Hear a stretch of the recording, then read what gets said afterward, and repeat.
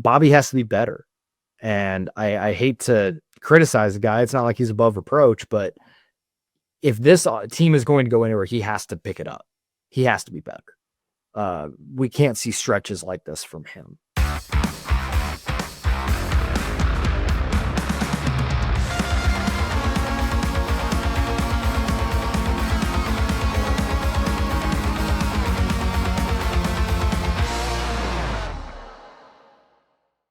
One Royal Way back at it here on Kansas City Sports Network. I'm Joel Penfield. Thank you all so much for tuning in. Make sure you're subscribed on all audio and video platforms. Hit those notification bells so you know when our episodes go up. I apologize, I'm a day late today. Last night kind of got hectic with some family stuff, and so I had to delay it one day, but now I have the entire Cincinnati series to talk about. Royals lose 2 of 3, but a solid bounce back into the series with a win on Wednesday night, off day, and then the Tigers coming into town for a massive series at Kauffman Stadium this week. Before we talk about this whole series, this show, as always, brought to you by Emprise Bank. Remember, FDIC, our partner in possible here at Kansas City Sports Network and on this podcast. We can't thank them enough for their support of this show.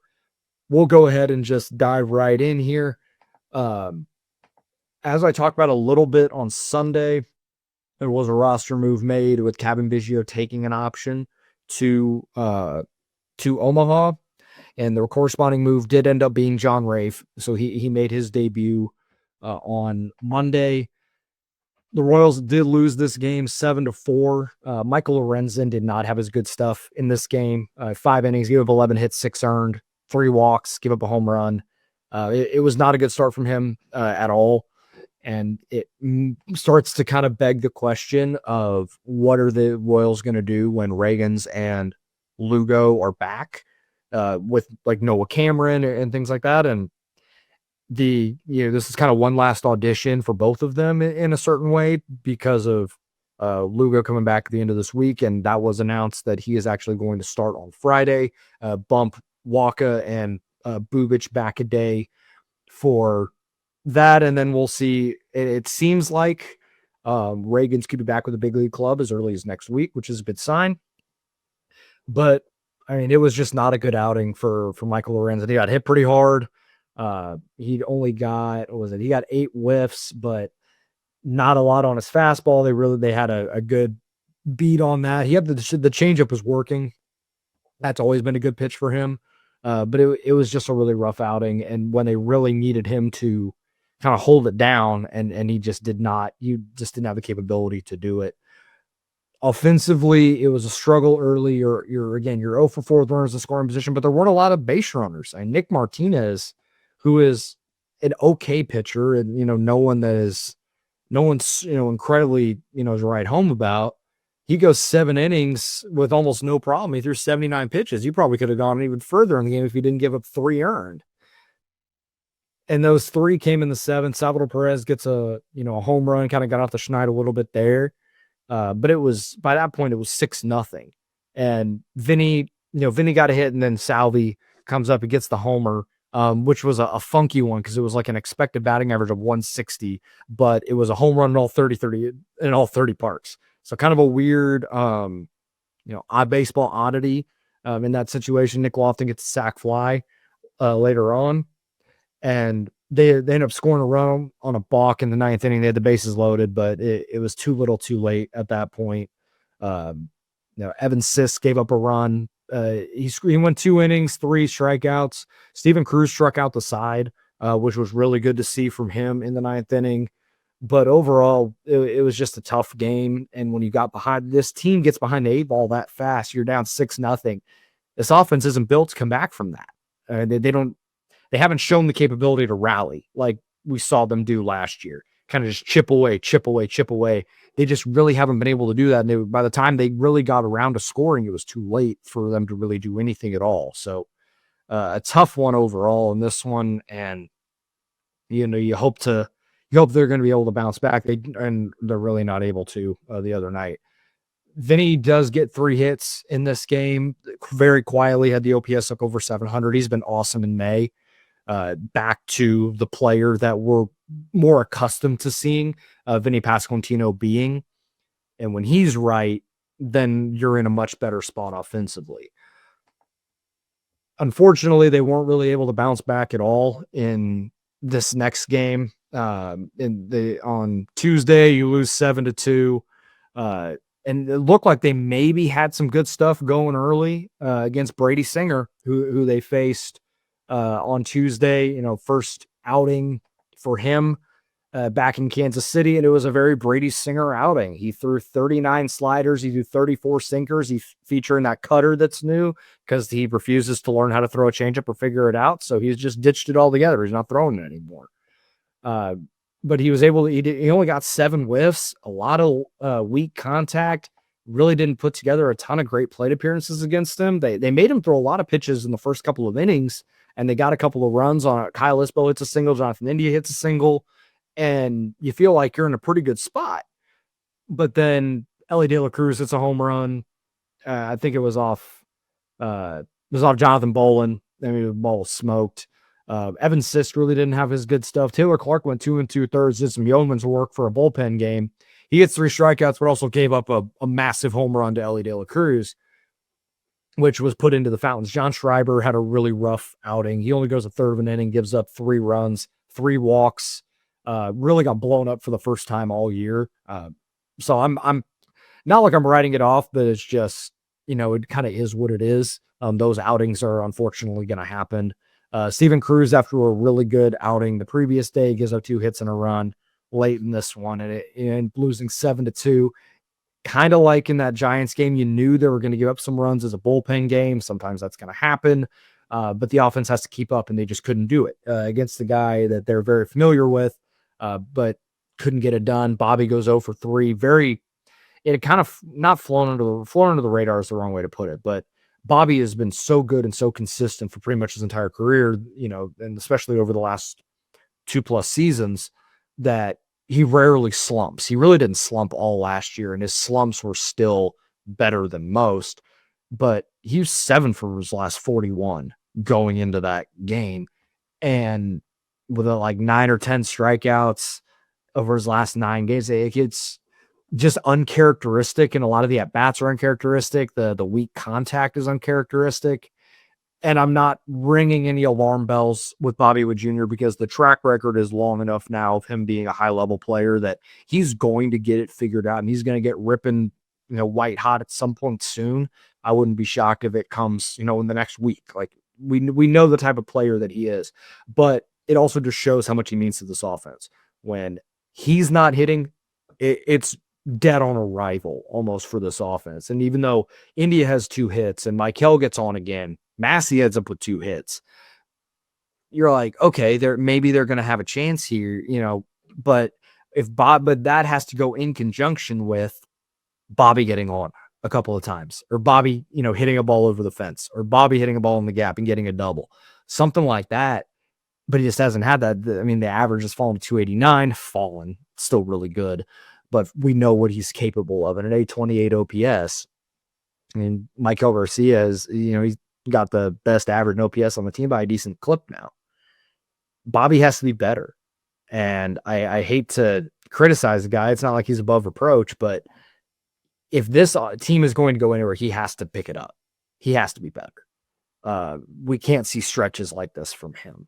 And it'd be a little different if this is a high level offense and he's slumping, but Vinny's hitting and India's hitting and Salvy's hitting and the offense is still keeping up, but it's not. And Bobby is unfortunately playing a part in that. And there are times where you feel like he's maybe pressing a little bit. He obviously had the golden sombrero on Saturday, which was super odd. And just some of the swings didn't look confident. I know he's going to get right, but this team needs Bobby Witt Jr. to be an MVP and not carry the offense, but be a bus driver, be the reason why this team is going to go and compete for a playoff spot. And if he's not going to do that, or if he takes a little bit of a step back from what he was last year, then we need to change our expectations for what this team can do. I'm not doing that yet. I'm not ringing any alarm bells for Bobby Witt Jr., but these last couple of games had been a concern because it's just not what we've been accustomed to seeing from him since 2023. We'll see if they're able to right the ship, and he's able to right the ship. I know he's going to. He's too hard a worker. He's too good. He's too talented to stay in this for long. But it's noticeable when the offense is struggling, and he's, it's a part. He is a part of that. He is a part of the struggles, but it's more apparent because the offense has been so poor for most of the year. They were able to get back to winning ways on Wednesday. We'll go ahead and talk about that right after this break. Looking for tickets for your next event? Tickets for Less is your #1 source. Save big on every purchase when you use promo code KCSN at ticketsforless.com. Success in real estate takes more than vision. It takes the right financial partner. When someone takes something rundown and turns it into something great, that's called a comeback story, like Brain Group. They take distressed properties here in KC, completely rework them, and then turn them into valuable real estate. But that kind of work needs the right bank behind it. Enter Emprise Bank. They're not about cookie-cutter loans. They saw Brain Group's vision, backed them, and now they're making big moves in Kansas City real estate. Talk about your partner in possible. Emprise doesn't do one-size-fits-all financing. They invest in potential and back growth. Visit emprisebank.com/KC to learn more. Emprise Bank, member FDIC, equal housing lender. Folks, it's playoff time, and if you're still just watching games, then you're missing out. With Pick 6 from DraftKings, you can turn your hoops knowledge into real cash. Just make your picks, track your score, and if you hit all 6, you're looking at bigger payouts than Prize Picks flex plays. Nobody's dropping better payouts than Pick 6. Hit 6 picks, and that's 25 times your cash. And if you beat your competition, you could be looking at a 500 times bag in your pocket. And right now, new customers can get $50 in bonus picks with just a $5 entry. Here's what you got to do. The playoffs are on, so why not take a shot at making a little money while you're watching? Download the DraftKings Pick 6 app right now and use code KCSN. That's code KCSN to play $5 and get $50 in bonus picks. Better payouts, bigger wins, only on Pick 6 from DraftKings. The crown is yours. Gambling problem? Call 1-800-GAMBLER. Help is available for problem gambling. Call 888-789-7777 or visit ccpg.org in Connecticut. Must be 18 plus. Age and eligibility restrictions vary by jurisdiction. Pick 6 not available everywhere, including New York and Ontario. Void where prohibited. 1 per new customer. Bonus awarded as non-withdrawable Pick 6 bonus picks that expire in 14 days. Limited time offer. Terms at pick6.draftkings.com/promos. Be sure to hit that like button and subscribe button on all platforms. I appreciate the support here. And obviously this episode is coming up Thursday morning, so you'll see it then. Thursday night, 8:30 Central, I will be live. I'm not exactly sure what I'm going to talk about. I'll preview the Detroit series more than likely in that. I'll do maybe a little more of a high-level breakdown on that because this is such a big series with some AL Central implications, playoff implications. One of the best teams in the American League, if not one of the best teams in baseball, coming to town this weekend. It's a big test for this team, and they've got to pass it if they want to continue to put themselves in position for a playoff spot. Now, after a couple of tough games against the Cincinnati Reds to begin the series, you still lost the series, but you come back, you get a win tonight, 3-2, coming into an off day. You feel a little bit better about yourself, going into the weekend. You win 3-2, and the story once again is Noah Cameron. 6 1/3, 2 run, or only 1 run. Didn't have the strikeouts today, the 2 walks, but the same sort of stuff that we've seen all year from him. Incredibly pitch efficient. Soft contact. He's, he's going to attack you with all 5 pitches. He's going to be constantly around the zone. And he's going to work late into this game. An insane stat. And shout out to Ian Kraft for it because, he has, right? The stats he's able to pull up like that is top notch. Major league pitchers to begin their career with 4 straight starts of 6 1/3 or more and 1 or fewer runs allowed. Noah Cameron and Cody Anderson of the Cleveland Guardians from 2015. That's it. So Noah Cameron is having an unprecedented start to a big league career. And everyone, I had people ask me after his last start in Minnesota, like, kind of when's the other shoe going to drop? When's the regression going to come? And sure, there's going to be some. Like, Noah Cameron's got a 105 ERA. Like, I'm not going to sit here and act like he's going to be able to do that for an entire year. But what you see is the floor is incredibly high with this guy. He's going to eat the crap out of innings. He's going to attack you with all 5 pitches. It's not insane velocity, but there's elite deception, elite command, elite feel of pitch, and he's going to get you late into this game. Jack Johnson made this comp on Twitter, and I mean, this guy was one of my favorite pitchers to watch.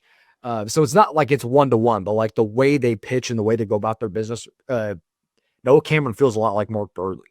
Like the feel to pitch, work quick, deception, get it, get in, get out, and move on to give your team a chance to win. There's a lot of that in there. And this guy has a chance to be a serious high-level starter in big leagues for a long time without Cole Reagan's velocity or Seth Lugo's pitch mix or anything like that. It's just, hey, man, I got 92 and you can't hit it. Or if you do, I'm going to saw you off with a cutter. Or I'm going to make you hit this thing off the end of the bat weakly to my second baseman. Or you know what, man, I've thrown 15 pitches this inning. I'm throwing this change up and you're going to ground out first pitch because I got a great defense behind me. The guy knows what he's doing. He's a pro's pro, 4 starts into his big league career, and he needs to stay in the rotation.